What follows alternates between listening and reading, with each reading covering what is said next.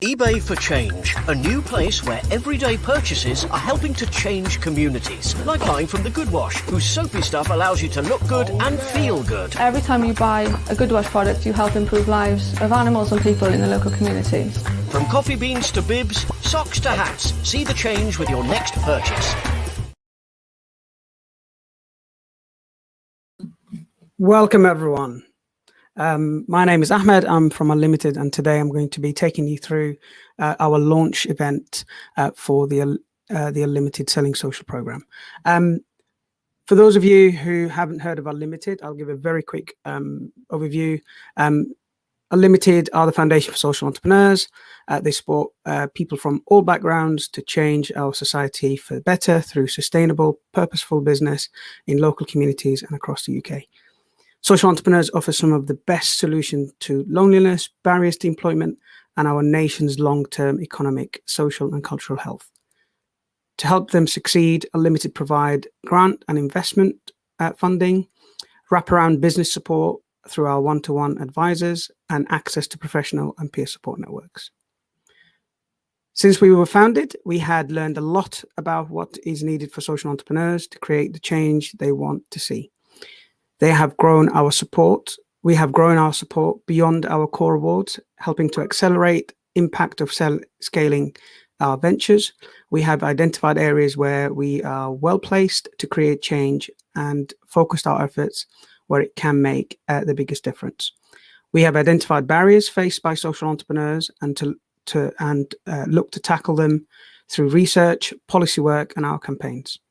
And we have realized that we cannot do this alone, seeking committed partners and funders who share our vision.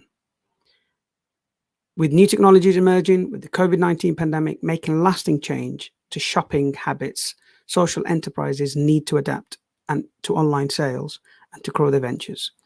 We have partnered with eBay on our new support offer, Selling Social, responding to help social entrepreneurs with evolving challenges, and we are here today to tell you all about it. I'll be joined by Helen Armstrong, Social Impact Lead from eBay, who will share more about the wider eBay for Change program, an initiative to help consumers discover more purpose-led businesses. We'll also be joined by two social entrepreneurs who have been part of the wider pilot to share their stories and who are already using e-commerce to grow their impact. My colleague Laura Marnie from UnLtd will join us at the end to tell everyone more about the Selling Social dedicated support offer. I hope you can keep some of the questions to the end. Please use the chat function to ask questions. We will, if we have time, we will answer it during the program today.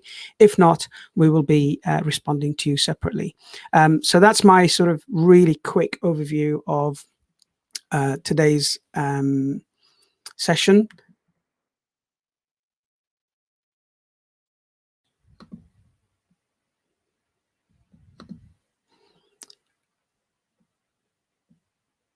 And my first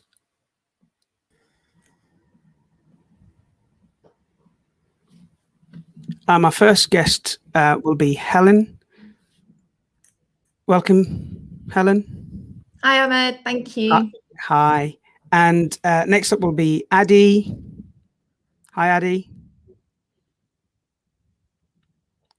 And finally, please welcome. How you doing? Hi, very well, thanks. And finally, we will welcome Eleanor. Hi, everyone. Hi.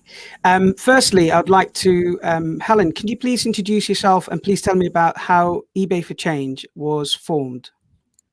Yeah, absolutely. Firstly, a big hello to everyone who's joined us today. I think we've got about over 100 people in the session, so it's fantastic that so many people have joined us and want to hear more about eBay for Change. So yeah, as Ahmed mentioned, I am the project lead for eBay for Change, and I sit in the eBay UK social impact team. So I've been at eBay for about 9 months, and this is actually my second stint in the business. I was at eBay about 2 years ago working in a different area, and then had the good fortune to be able to return to work at the business, but this time in the social impact team. So it's been an incredible opportunity. So for me, it's being able to work with a brand that I love, but this time in an area that I feel very passionate about. So today I'm going to spend a bit of time talking about how eBay for Change sort of essentially came to life. So initially going to start a little bit of a focus on the why, but a bit of a setup in terms of actually how we got to this point. So at eBay, we very much believe that businesses can be a really powerful force for positive change. And with the scale and the significant scale of our marketplace, we have a really important role to play to ensure that we help to build a future economy that works for everyone. And eBay was very much built on this vision of enabling economic opportunity for all. And the eBay for Change program is all about how we show up in the world and really live this purpose. So then moving on to sort of the how. So how do we bring this sort of ambition to life? So at the outset, we spent a number of months speaking to both internal and external stakeholders to really shape our social impact goal. And we netted out sort of with the following focus, which was to tackle the structural exclusion of marginalised communities from economic opportunity by using our business to take action and advocate for change, with the ultimate aim of supporting a transition towards an inclusive, equitable and regenerative economy. So our way into this work was to support the growth of businesses with models that exist to target economic opportunity for these marginalised communities, and then hence our focus on social enterprise. So with the goal of supporting the growth of the social enterprise sector sort of clearly defined, we then moved to the question of how do we go about this? And this essentially resulted in the development of two different but complementary programmes. One essentially focused on supporting more established social enterprises, and the other side focused on social entrepreneurs, so essentially those at the earlier stage of their business journey. So I'm just going to talk you through how we sort of developed both sides of the programme. So focusing on the social enterprises of today, we worked very closely with our programme partners, and we continue to do so. And that's Social Enterprise UK and the World Fair Trade Organisation. And that was to recruit 50 established social enterprises based both in the UK and globally to join the 12-month pilot programme. And to ensure the best chance of success for social enterprises, there is a certain number of criteria that we applied. So a couple of these were sort of product alignment with eBay's core product categories, and also a time commitment of about sort of 7 hours a week or so. And the programme itself consists of an in-depth package of support, including one-to-one technical support. And that's really to get the enterprises up and running and then starting to scale and grow their business on eBay, so they can really get to grips with all the different levers that they need to pull to ensure a business growth. A range of discounted fees and promotions, and also a significant marketing investment. So during this 12 months, we know that we've got a lot to learn, and we'll be very much using the data and insight gathered during this time to adapt and iterate the programme to ensure that it's working as hard as possible to best support the growth of social enterprises. So we started onboarding social enterprises back in April. We have almost 50 live on the platform. And these businesses are housed in a dedicated online hub on eBay. And this has been live since April, and is now being supported by paid marketing activity. This went live sort of beginning of June, and this will sort of continue throughout the year and into next year. So that's the one side of the programme. So the other side of the programme, which is focused on supporting our social enterprises of tomorrow, newly named Selling Social. So at the same time, we were thinking about how we could support enterprises of today. We also want to see what we could do to support the growth of those early stage startup social enterprises. And this is quite pertinent. It came at a time in which UnLtd were thinking about exactly the same thing. And this was partly in relation to the COVID pandemic, but we very much knew it went way beyond that, given that the growth of e-commerce within the retail landscape is very much here to stay. So very much a trend that we see will continue.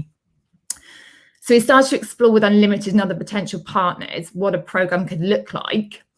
But we very much sort of approach this with a learning mindset. Again, similar to how we approach sort of the other side of the programme, this was sort of very early days for us, and we knew that we had a lot to learn, and very much wanted to take these learnings and then iterate the programme as we went.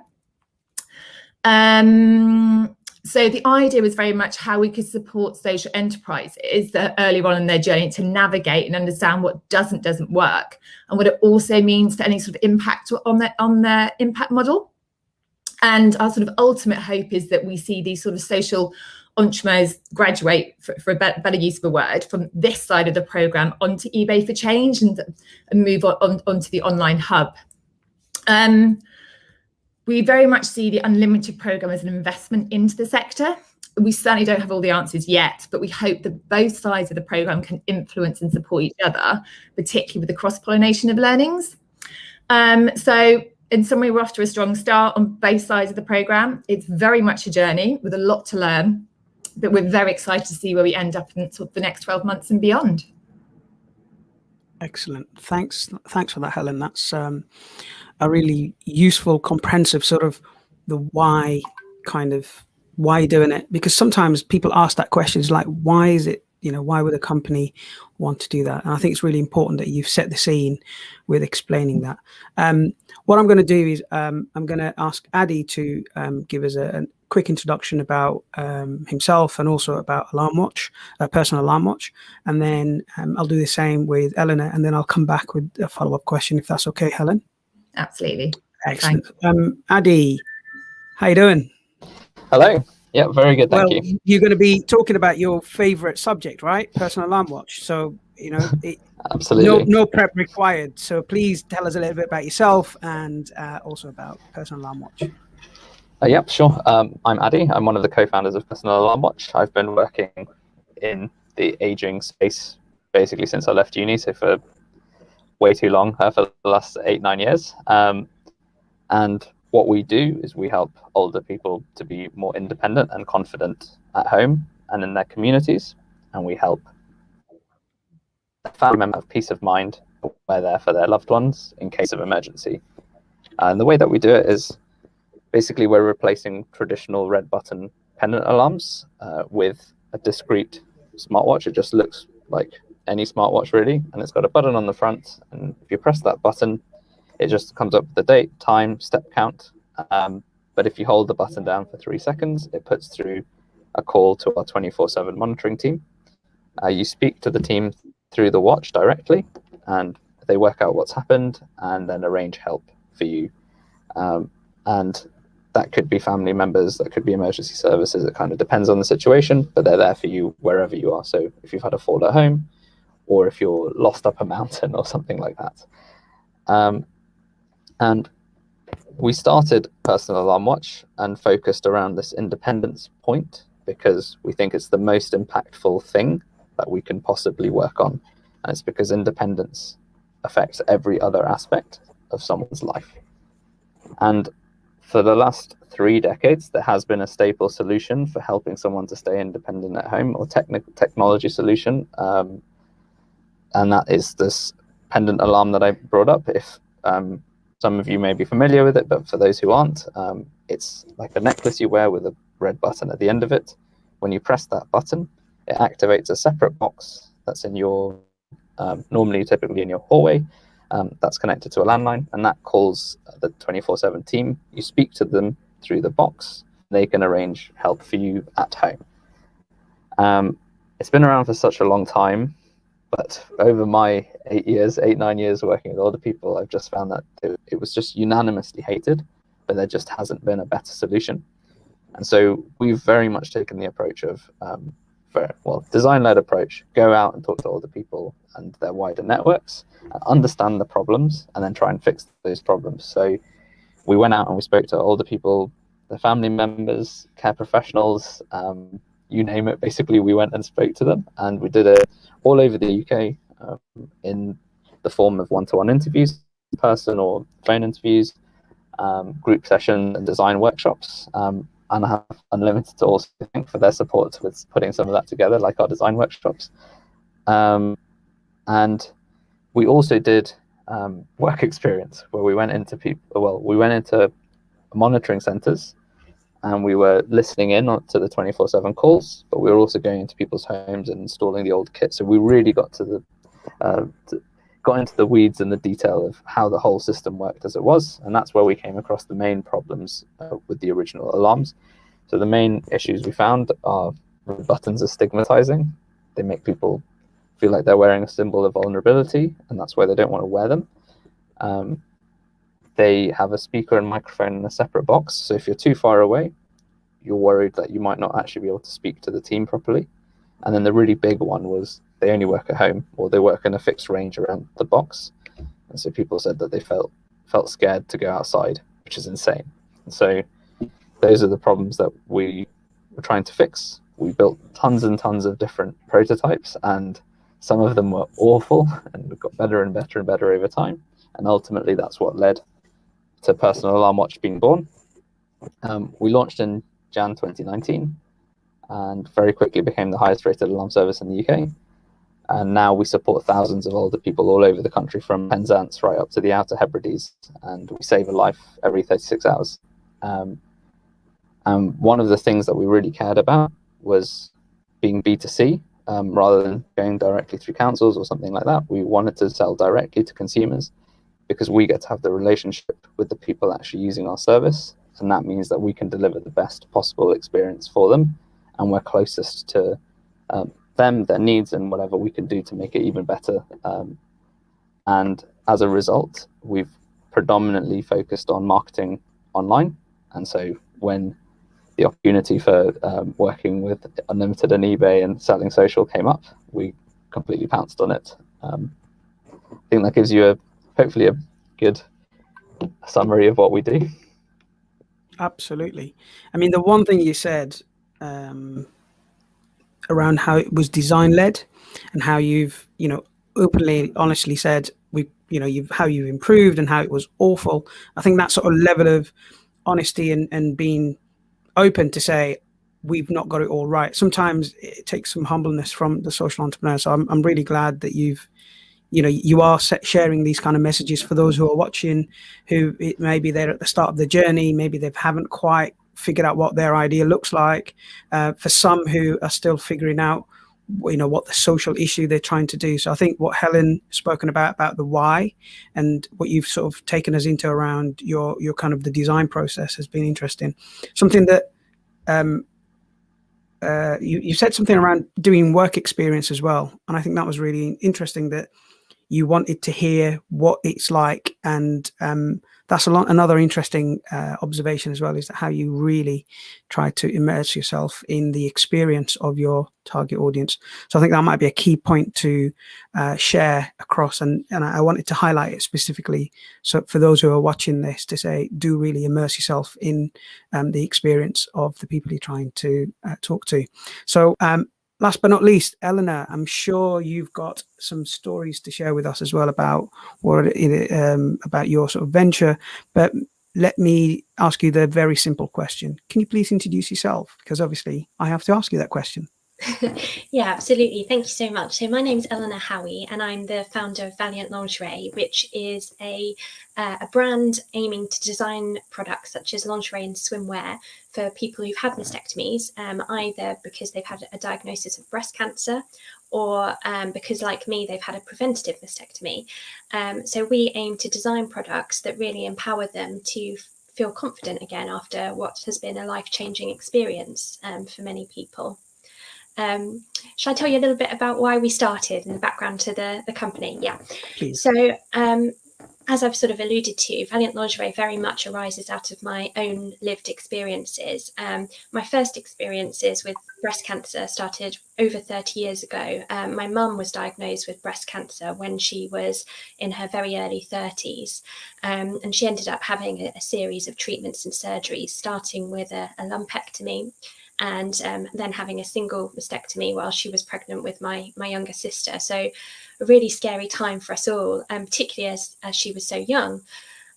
When her younger sister was diagnosed 7 years later with breast cancer at the same age, so again when she was 31, we suspected that there was something going on behind the scenes, that there was perhaps some kind of inherited component. But this was many years ago, so we didn't have quite the same access to genetic testing that we do now. When I was in my teens, though, that all changed, and they started rolling out more testing for various genetic mutations. So when I was 19, I found out that I have a genetic mutation of a gene called BRCA1, which just stands for breast cancer 1. But But that little mutated gene means that I have a significantly higher lifetime risk of breast cancer. And so with the support of my amazing medical team and over a period of time, I explored the options for me. My personal decision was that in light of the risks and in light of my family history, the best choice for me was to have a preventative mastectomy, which I had when I was 24. I'd sort of hoped at that point that my mum's experiences when she was a much younger woman of trying to find underwear that would suit her post-surgery body, the situation would have improved over time. Because I remember how, to use a word that Addie just used, but how stigmatizing some of the products were that she found. You know, she was a young woman, and the only products that she could find were pretty clinical, and they made her feel like a patient. And I thought, well, you know, several decades have passed. Hopefully the situation has changed. But unfortunately, when I was in my early 20s, and thereafter, I found that really things hadn't moved on a huge amount. There hadn't really been innovation in this space. And I found that psychologically really challenging. It had a huge impact on me, on my self-esteem, on my body image. And frankly, that's lasted for essentially the best part of a decade. I had my mastectomy almost 10 years ago. And so I thought, increasingly, I realised actually the scale of the problem. I spoke to more and more women who had been through similar experiences and were reporting the same experiences back to me, you know, feeling really vulnerable and stigmatized when they were going shopping. If they could find anything, it was often hidden away in the corner of a shop, in a dark corner somewhere.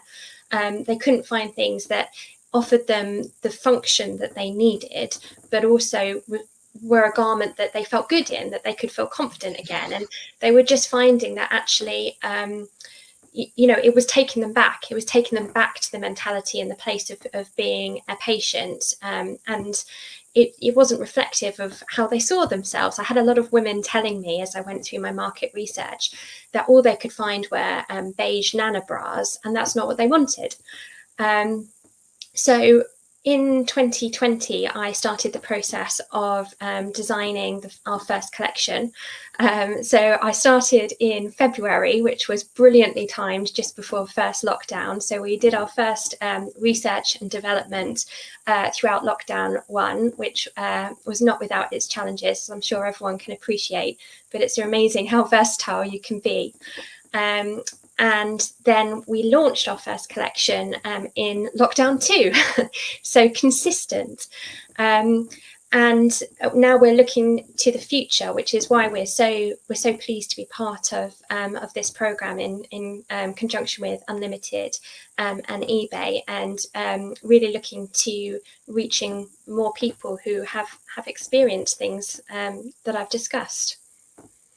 Excellent. Well, that really is important as well. Thanks for sharing your story. I think at UnLtd, you know, leaders with lived experience, people who are living and going through are the key and a very important part of our journey. So we do work with people who have come up with solutions based on their lived experience, and it's very important to us.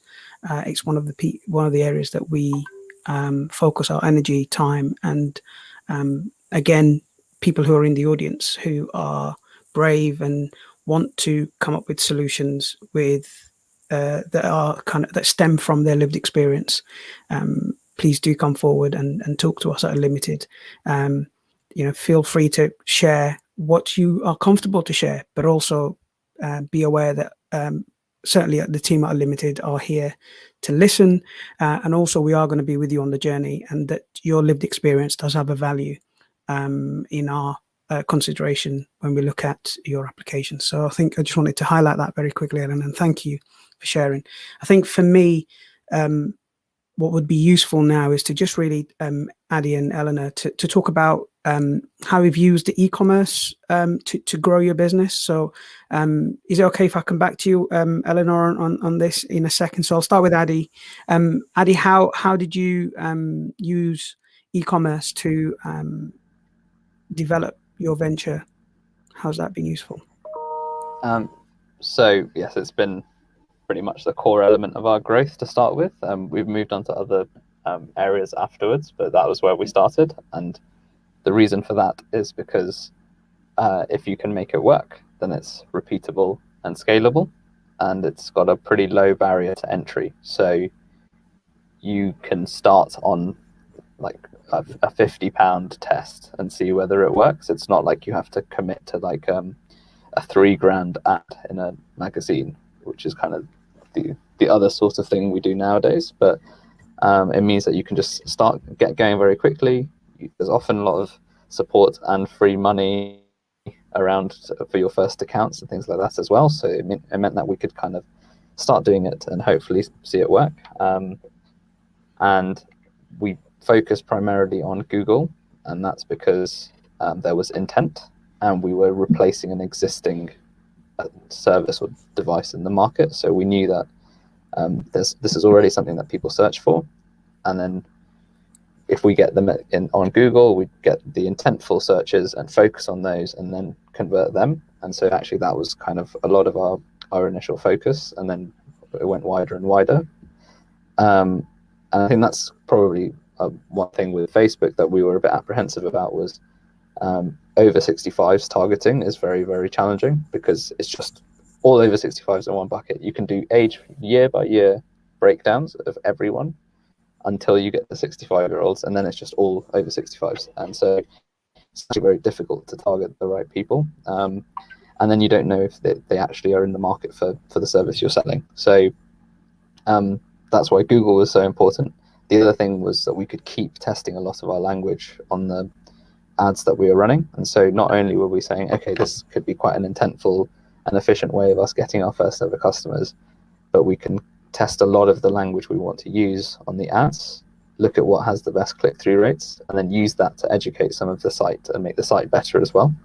But yeah, that's very much where we started from, and that's still the thing, one of the areas we care about the most right now. Excellent. No, thank you for that, Adi. And I think that was a very practical answer as well, with some advice. That's what I like about your answers. They're very practical. Yeah, I'll book you again for another workshop. You can be sure of that. Eleanor, over to you in terms of how did you use it? Yeah, I think my answer is going to be less practical, so apologies in advance. But also, it wasn't even a choice for you, right? I mean, the whole world had to go online. So whether it's practical or not, it was a must. So absolutely, yeah, I think we can appreciate that. So like Adi, it's been the core of what we were doing. But I suppose I think about our impact in two strands, and that our e-commerce side of things feeds into that. So one of the things that I found after I had my mastectomy and subsequently was I felt extremely isolated, and I felt that it was very difficult to find people like me to compare experiences, and even as I was waiting for my mastectomy, to help me to know what to expect, because it was 10 years ago. Since then there has been more talk about it in the press. Angelina Jolie, for example, is a very prominent figure who's spoken about her own BRCA1 mutation, but it was very isolating. And so one of the things that I've focused on with Valiant Lingerie is talking about stories. I've been fortunate to work with some really, really amazing people within this community who have been really brave and shared their own story. I'm obviously talking about mine. And that's been really powerful in terms of that raising awareness and reaching people, so that hopefully there are some people out there who feel less alone and less isolated, and they don't feel like I did. And that's also something that I've tried to take into account with other aspects of the business. So, for example, everyone who models our products has had a mastectomy, either because they've had a diagnosis or they're like me, they've had preventative surgery. But for me, the e-commerce side of things has been very important. As you quite rightly say, we've all had to move online and be much more digital over the last 18 months or so. And it's been an incredibly powerful way of actually getting the products that we've designed into the hands of people who need them. That has been incredible, really, the feedback that we've been able to have from that. One of the things that I'm really grateful for the opportunity of this particular program, and I'm really looking forward to exploring a bit deeper, is touching upon some of the things that Addy was just talking about. So sort of almost opposite to what Addy was saying, we have been fortunate because it has been easier for us to reach people in terms of utilising social media, because there are a lot of people out there, as I was saying, talking about these things, sharing stories and trying to raise awareness, which is incredible. But I'm conscious there's a lot of work that we can do in terms of targeting people via Google, because again, it's quite an intentional aspect to this. So that's something that I'm really looking forward to learning more about over the coming months. Excellent. And I think that's a really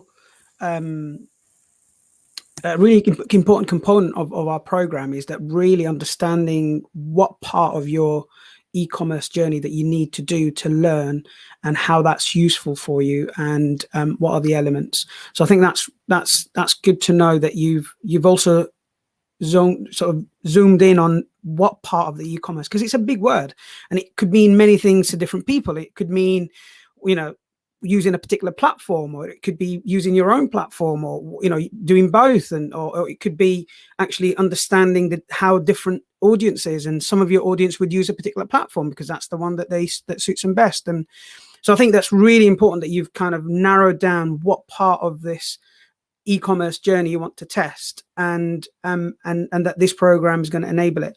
I think this takes me very quickly to you, Helen, because selling social is part of the wider eBay for Change program. And so if you just can tell me, why is it so important not to just provide social enterprises with a platform to sell? Because as Eleanor was saying, that would sound to people the kind of logical thing. You have a product, you have a platform, therefore you should sell it on our platform, and then that's that.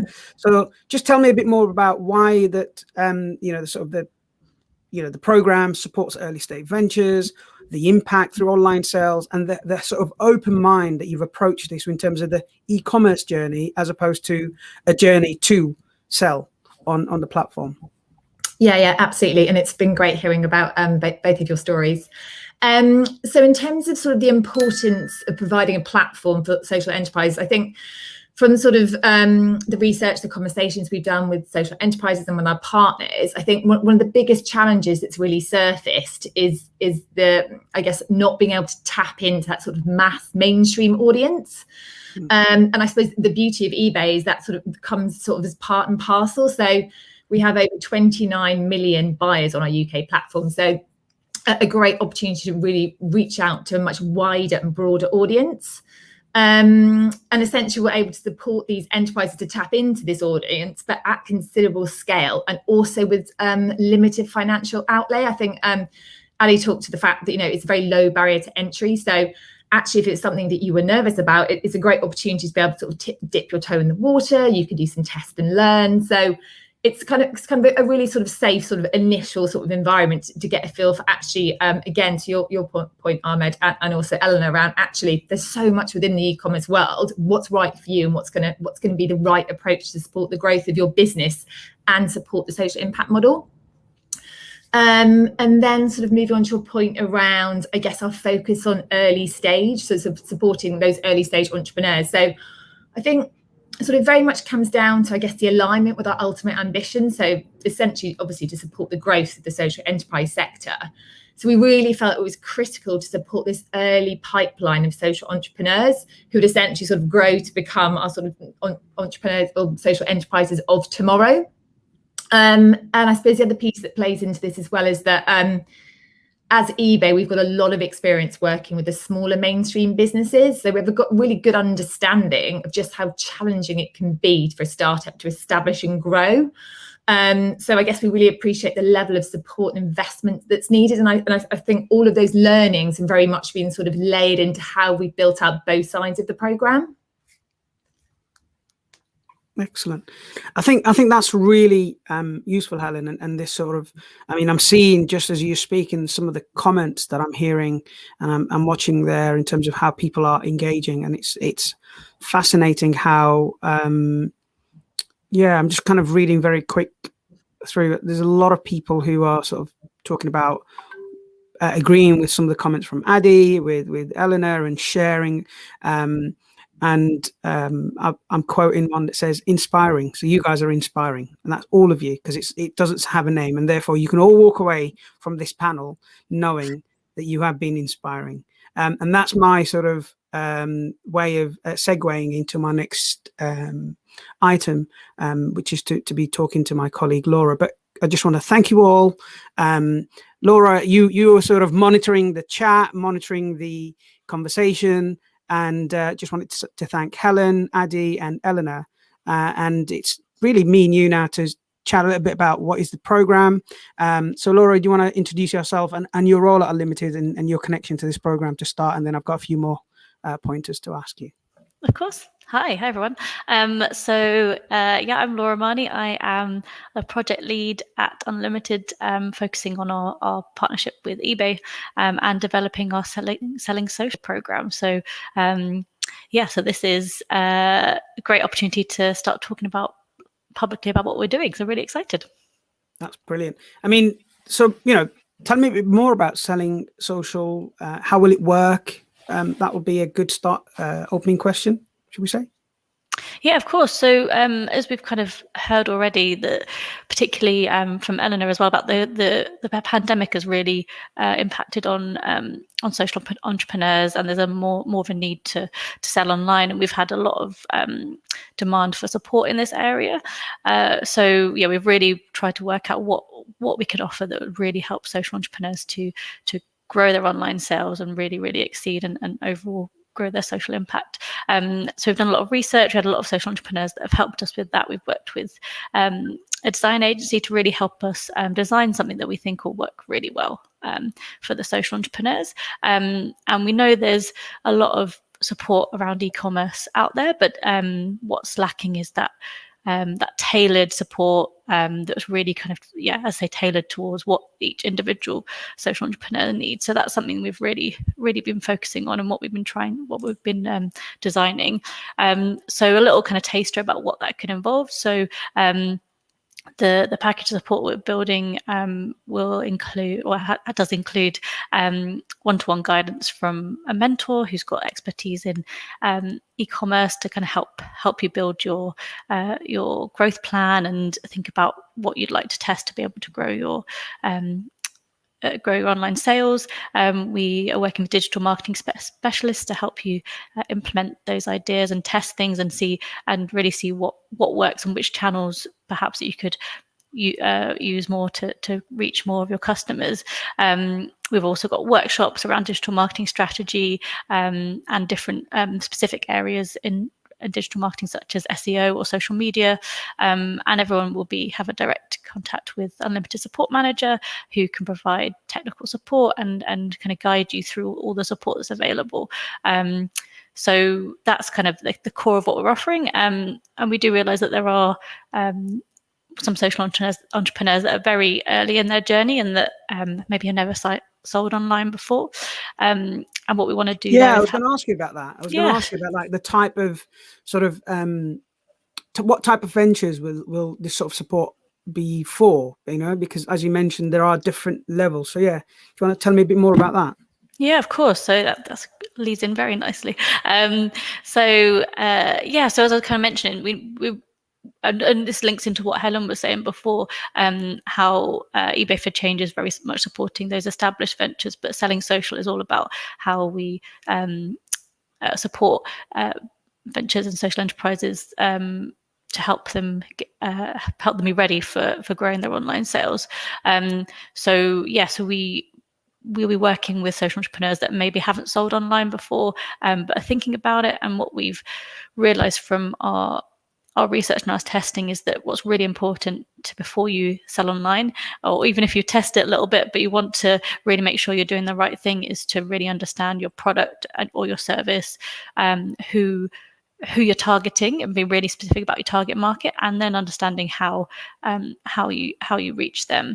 And e-commerce could be the way of doing that. So we will be offering that support to those that are very early in their journey, but we'll also be offering support to those that have kind of dipped their toe in e-commerce, who have maybe tried a bit and maybe tested different ways of selling online, maybe not feeling that confident, want to try new things, want to go back and get a bit of support to understand what's the best way for them to to reach more customers and sell more online. And then you've heard from Addy, and so we'll be working with organizations that are a little bit more established, as Addy's kind of spoken through, but want to understand how they can further grow their sales and their social impact. And so a bit more, to be kind of a bit more specific about that. So yeah, there'll be a range of different stages that the ventures will be at, but the main thing really kind of is that as a social entrepreneur, you have a product or a service that can be sold online and have an ambition to really grow those online sales and for it to be a significant part of your kind of overall income. And we want to see that that kind of growth in online sales has a kind of direct correlation to the growth in social impacts. That's what we're all about. We're all about generating more social impact. And there was a question that came up on Facebook that I just wanted to clarify. So whilst we're obviously this is working in partnership with eBay, and we hope that many of the ventures taking part in selling social will be able to transition onto eBay for change. But we also understand that this might not be suitable for all products and services. So this isn't being able to sell on eBay isn't a prerequisite. It's where we'll be offering support and hoping that we can transition onto eBay for change. But we will be supporting in lots of different other ways and lots of different other platforms and ways of selling online. Excellent, Laura. I mean, I'm trying to also monitor some of the chats and the conversations. And I think so far we can all say we've done a brilliant job of convincing people and talking about this program. That the comments on the chat and the question I have for you are aligned, which is when would selling social support be offered and available to people? So how can they apply? Because I can easily see some on the comments there are all saying, how do I apply? So now they've heard about this amazing support offer. They've heard the stories from Eleanor and Addy. They've heard why they want to do this, sort of eBay's perspective from Helen. Now the real question is, as it sounds, is when will this selling social support offer be available? Great. Yeah, I mean, it's really great to see there's so much interest in this, and it really kind of proves that we're doing the right thing, which is great to hear. And we know there's a lot of social entrepreneurs we can support. So the overall plan is to support at least 200 social entrepreneurs over the next 3 years with our partnership with eBay. And we've started very small. We've started with a small pilot cohort, and you've heard from 2 of them already. And we want to really test our ideas about how we can shape the support and really make sure that we have a kind of really solid support offer before we're able to kind of launch that more widely, which we hope to do around September. So there is, if anyone is interested in finding out more, we'll be able to send more information about how you can get involved in September. And so do email events@unlimited.org.uk to be added to the mailing list, and we'll make sure we send you the information there. So for now, keep an eye on what we're doing, keep an eye on kind of social media, on emails, and hopefully you'll be able to get involved in a few months maybe. Excellent. I think that's really important to remind, because I've seen some comments in the audience saying they've sort of joined halfway through and they've not quite sure whether they've not picked up the beginning of this. And I've had a couple of comments asking for how do you sign up. So just a really quick reminder, and I'll do it before we end, before I move on to my next segment. Do email us at events@unlimited.org.uk. That's if you have questions about the program. That's if you want to be added to the mailing list. And also if you want to be part of our event from the beginning and do not miss out on these sort of live streams, that's one way of doing it. So sign up and we will be able to send you more information. Laura, what I plan to do is I'd like to invite Helen back, and Eleanor and Addy, because what I'd like to see if we can do is have some questions. So some of these questions are going to start sort of coming up. I'm going to try my best to monitor some, but the first one that's come up is there any criteria that businesses need to meet to qualify for the Selling Social program? So I'm going to read it again to give you guys a moment to think through, but I'm going to start with you, Laura, on this question, and then see if there are any other comments. Yeah, I guess this one's for me.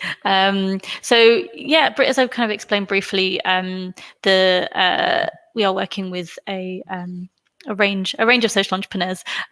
So the kind of the what you're selling and kind of the makeup of your business isn't a particular criteria there, but what is important is that you do have a product or service that you can sell online, that you're already selling online or you want to sell online, and that the income generated will form a significant part of your business and is really related to your social impact and will help you grow that. So that's the main criteria at the moment. I think that's the main thing. Yeah, and also it's worth adding that they would need to meet all of Unlimited standard criteria to be on the program. So what the process, as you said, Laura, it's about if you are accepted on to be an award winner for Unlimited, therefore you will be able to progress. So the base criteria is that you have to be an Unlimited, you have to apply to Unlimited, and therefore Limited's application criteria will apply as well. So that's also important to stress that people will apply, but we are going to be open-minded, like you said. We have the flexibility, and there's no right or wrong answer. Do reach out. We will work with the applicants and be flexible on that.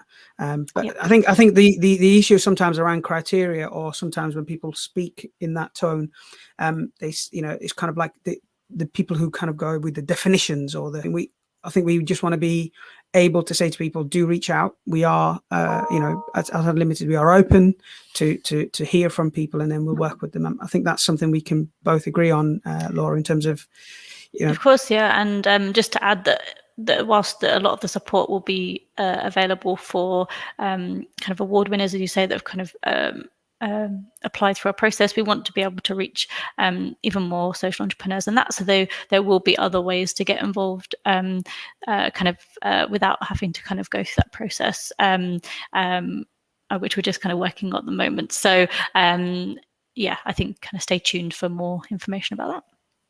That's brilliant. Got a question from Anna.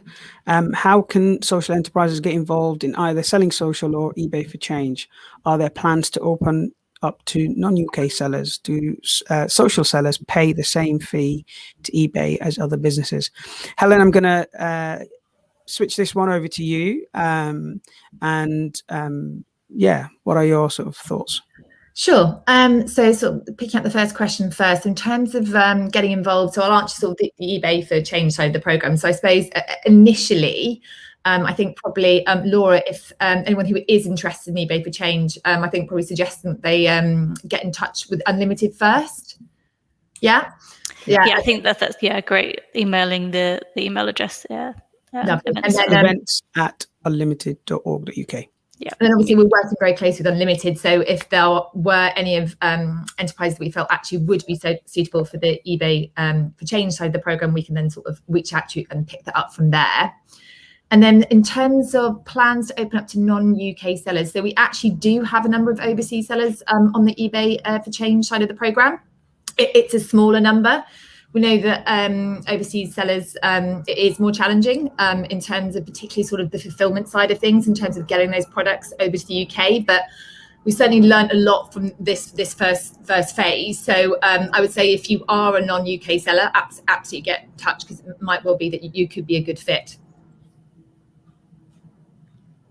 Just to kind of add from the Selling Social side. So as Unlimited, we focus on working with social entrepreneurs that the majority of their impact is in the UK. So that is quite important for us. But as I say, if we're offering more kind of broader support outside of our normal award making, then it is kind of, that will be accessible to other social entrepreneurs. Excellent, that's brilliant. We have some more time for a couple of questions. Do you have any advice around balancing supply and demand and building up gradually when you are starting out? eBay is such a huge platform, it feels quite intimidating. So I'm going to give both Addy and Eleanor an opportunity to answer that, because I think there's something there about the supply and the demand, and then there's the intimidating question. So feel free to answer that. Eleanor, do you want to start with the last bit, the kind of intimidating, and then I'll go to Addy for more the sort of practicalities? Gosh, where to start with in intimidating? Yeah, I suppose that feeling probably won't come as a surprise to anyone who's started out a business or a social enterprise. I suspect that we all probably relate to that feeling, at least at the beginning. And I think many people that will happen at various stages throughout your journey as well. I know that I've certainly had lots of discussions with people in social enterprise and in business who have told me that they certainly struggle with that, and it comes back. And I think it sort of shows that you're conscientious and you're thinking about what it is that you're trying to do and your impact. So I would say be tenacious, don't give up. And I think the one thing that really helped me was before I got to the point where I was putting products out there on an e-commerce platform, I spent a considerable time liaising with people for whom I was designing products and talking to them, building up a community, sharing stories, and really asking them and doing the research about actually what it is that they wanted. And that really helped me when it came to the point of actually being ready to launch and put something out there. Having said that, that certainly doesn't get away with that feeling of intimidation entirely, but it certainly did help. So those would be my tips. Excellent, thank you for that. And that's a really interesting way how you built a community around the product, and sort of almost the organic kind of growth happened at the design stage. And I think that's really interesting because he also answers the demand and building up gradually part of the question, which I think that's really useful. I hope Kedda finds that a useful tip there. Addy, in terms of, I mean, I'll give you the whole question, but I'd like you to also give some advice around balancing the supply and demand, given the scale of your venture. So take whatever part of the question you want to answer, but please focus on that for me. Okay. So first were you of all, intimidated? Should we start with that? Were you intimidated? A bit, because we'd never done any consumer marketing before. But I think what Eleanor was saying about actually you spent so much time speaking to the people who are actually going to use the service, that and something that you said about with our prototype testing. I mean, we had people in our original prototypes say, take this away and bury it. I never want to see it again. That's how bad the thing is that you've come up with. It disgusts me so much that I feel angry at you for what you've shown me. So I think once you've kind of gone through all that process and you're coming up to launch, you can be pretty confident, if you've been that thorough originally, that what you've made is actually going to be useful. So there was a quiet confidence about it. And what we had done originally was, just to prove the online marketing channel in the first place, was with some of our prototypes that were actually closer to the real thing, was we just had basically run ads and taken on 2 or 3 customers and just saw them use it for a few weeks, and just to prove to ourselves, okay, this is like roughly how this works. These are the steps involved, and that side of thing. But then when we actually launched, the other side of that was just we were doing everything super manually ourselves, and like as soon as someone placed an order, we phoned them up to speak to them to learn about who this person is. I'm sure they thought we were massive weirdos, but just like within a minute of them ordering something and setting up, their whole account, we've called them up. But we learned a huge amount, and I think that sort of took away some of the intimidation from it. But the other side for us was we just didn't know what the answers to all the questions that people might ask us was going to be, and then you just work it out basically, and it's okay. And you probably will make a load of mistakes, and that's fine. And in terms of the supply and demand management, so in the first ever batch of watches the first manufacturing run we ever did, that was the scariest one, because it was, will people even buy this? Like we're pretty confident, but it's not fully happened yet, and it's not happened to the tune of 200 orders, or I think it was 300 orders. So 300 watches was our first ever batch, and so that was quite scary. But after that, I think what we got to was, well, one was like, that's what we could afford to buy, so that kind of just determined it, and we had a rough idea of how much it would cost to acquire a customer. So we were like, we have this much money, that means we should be able to buy this many watches and afford the marketing to be able to acquire the customers for those. And that's kind of how we did our first ever batch. After that, we could kind of work out, well, this is roughly how many we're doing per week. This is how long we think our full manufacturing run will take us. Let's do the best case of our growth, the worst case of our manufacturing, and use that to try and do some forecasting. And then every week we updated the forecast with sales figures to try and get like a date of starting manufacturing and date of watches need to be in the country by. And I wouldn't say that's particularly amazing, but the other backstop that you have to this is, if you run out of stock, you have to pause things for a little bit. You can, and that's kind of the advantage of online as well, is that you can just switch off your ads and then switch them back on again, for example. It's the worst thing ever, but it's not so bad that you can't handle it. You can take pre-orders in the meantime and things like that. And actually, like, as much as I said, we've built this system and it's getting cleverer and cleverer each time. The last run of manufacturing we did was the growth was just way higher. Our growth was much higher than our most optimistic growth forecasts, and it meant that we were running out of supply much faster than we thought.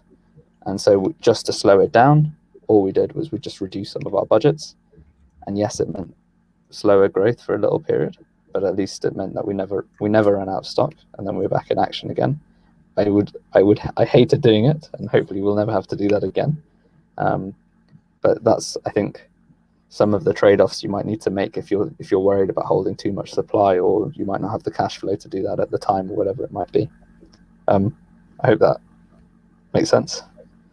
I'm sure it does make sense for those who are going through it. I've got my last question. Sorry, but would it be possible? I just super quickly wanted to pick up on I was actually gonna invite you in, Helen. That's great minds, hey? It's just, have you got a comment? Let this one go around because it's a very real point around sort of how intimidating eBay can be, and I absolutely agree. And I think that's very much what we've taken into consideration when we've developed the eBay for Change side of the program. So you basically have support for your full 12 months on the program, and then there's sort of one-to-one regular support across the first 4 months. So you've essentially got someone there over email, on the phone, who's going to really sort of be with you every step of the way to really help you get up to speed. And even if you're sort of finding that even sort of say 4 months in, you're still most at 4 months of quite comfortable then to move on to that lighter touch support. But if you did feel that you wanted that additional support, sort of that's always there. And also the other piece is we've got so the 50 social entrepreneurs on the platform at the moment, all are sort of quite tightly connected. So I've actually got a session after this. So we have regular sort of what we call peer-to-peer sessions where we'll check in. There's also a Facebook group. So there's a lot of sort of support, both from the eBay team themselves, but also from sort of the wider social entrepreneur network. Excellent. Thanks for that, Helen. I was going to bring you in on that. So we have one last question, and what I'd like you to do is maybe Laura, start with that. Will the funding be support also to underpin the offer? So I'll give you that, Laura. But for the other guests, can I just ask you to think of your sort of closing remark in sort of 20 seconds about either the program, about the sort of chat today, but just leave what would you like to leave us with? 20 seconds. Laura, this is a interesting question, right? Will there be funding support also to underpin the offer? It's a great question. So there is funding available as part of kind of alongside the support offer. What we're doing at the moment is testing kind of the best way that we can kind of leverage that funding to be able to really support the social entrepreneurs to make that progress in growing their online sales. So yes, there is some funding available. We imagine that we'll be reaching many more social entrepreneurs through the support rather than the funding. And that's the kind of overall plan. So it's not kind of a that you would be getting kind of support and funding guaranteed, but there is that option, and we will be kind of sharing more details about that and how that fits in in a few months' time. Excellent. Thanks for that, Laura. Addy, very quickly, what's your sort of final thoughts? 10, 20 seconds of either the session or the program. So I think the main thing I've banged on about is talking to customers and testing lots of different things. And I think testing also applies to e-commerce a lot. With regards to the program, I think having tailored or bespoke support for your online sales needs is incredible. And that's what we're most excited about. Thank you. Eleanor. Sorry, I muted myself. I have to echo what Addy says there. I'm really excited about having the opportunity to test these things. And I think it goes back to what we were saying a few moments ago about the importance of being able to test and refine your idea. So I think that I would encourage people to consider applying for the programme if they have something that they feel would benefit the level of support that's being provided. Excellent. Thank you for that, Eleanor. Final words from you, Helen. It is the end of this, so it is going to be thank you, but I'll give you the final word on that. Sure. I realise we're over time, so I'll be brief. But I think it's just incredible the amount of interest that's come through today. It's great to see so many people interested in the programme. And obviously there are two very different opportunities there. So please do reach out if you feel either could be of interest. And it's been great to hear about stories from Addy and Eleanor. There are some amazing products that we're able to support with it, and really keen to be able to continue that. Brilliant. Thank you. Laura, you've got your work cut out. There's so much interest in this program. I'm sure you're going to be as excited as we are. And this is the first day you are publicly talking about the program and its name. So I'm sure you're as excited as the rest of the team are. I'm so excited, and it's really great to see the interest, and just to be part of this. It's great, and there's a lot of work ahead of us, but it's really exciting, and I'm looking forward to kind of working with lots of great social entrepreneurs. Fantastic. The only thing I've got to say to, firstly, our partners at eBay, thank you for going with us on this journey. My great thanks to our panel for being here today. Please do reach out, events@unlimited.org.uk. That's the email you want to remember if you want to know any more information about selling social. I'd like to thank you all, the audience, who have been fantastic with us, and to my panel. This has been our first experience of doing live streams. Do excuse us for any glitches or any technical issues, but do also send us any feedback about how we can improve that, and if you think this is a useful way of connecting with you as an audience. Thank you very much, and see you all at the next live stream if this one has been useful. All right, take care. Thanks, everyone. Thanks so much. Thanks.